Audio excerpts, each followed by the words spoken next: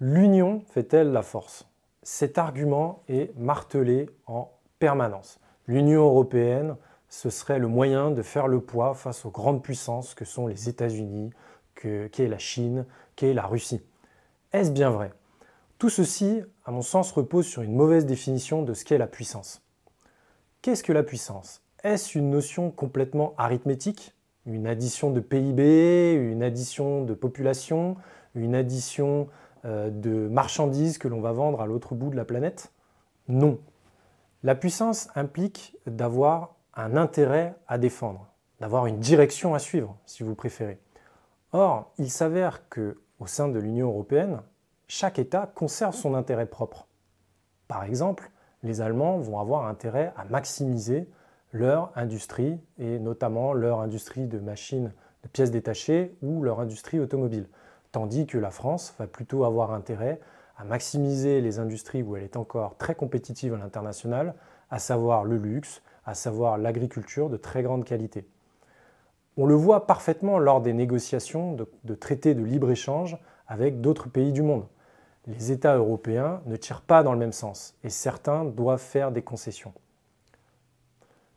On peut également se poser la question pourquoi et s'il n'y a jamais eu dans l'Union européenne de géants qui soient nés pour concurrencer les GAFAM, par exemple, ou pour concurrencer les géants de l'armement américain, alors que ceci était tout à fait possible. Que l'on repense par exemple à des tentatives de concentration de grandes entreprises, comme celle de Alstom Siemens, qui a été interdit par l'Union européenne elle-même. Ce qui veut dire que l'Union européenne empêche en réalité ce développement d'une puissance que l'on pourrait qualifier d'arithmétique par les règles de son marché et par le dogme qu'elle véhicule dans les traités.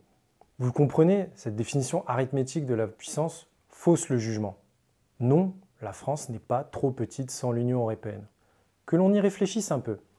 Tous les acquis de la France, que ce soit le TGV, le nucléaire, nos fusées, notre armée, notre langue qui est parlée à travers le monde, l'attrait de notre culture, la place que nous prenons dans la diplomatie mondiale, le français étant l'une des langues diplomatiques officielles. Tout ceci date d'avant l'Union européenne, car effectivement, il y a eu une France avant l'Union européenne.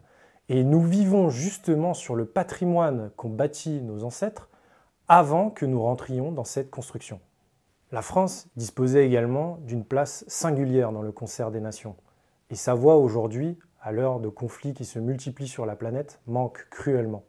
Il y a une vraie demande de retrouver la parole de la France. Une France libre, d'une France indépendante et d'une France qui ne viendrait pas s'effacer derrière Ursula von der Leyen ou n'importe quel autre technocrate européen. Mon histoire familiale montre qu'à un certain moment, le mot France résonnait pour des milliers de personnes à travers le monde, des étrangers qui sont venus parce que la France signifiait pour eux quelque chose. Ce simple fait devrait nous faire réfléchir à la place que nous donnons à notre pays dans le monde. La France n'est pas une petite puissance, la France n'est pas un pays ridicule, la France n'est pas rien au fond.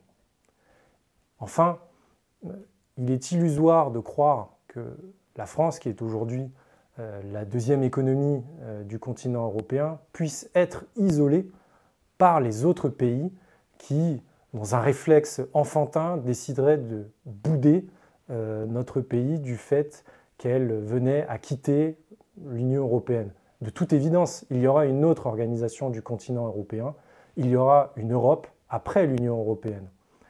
Et cette Europe ne pourra se composer sans la France. Voilà, j'estime que ce thème permet de poser la question, au moins, de la pertinence de l'existence de l'Union européenne et mériterait que l'on pose la question aux Français par un référendum. Donc je vous invite à signer la pétition dont le lien sera en description, référendum-ue.org.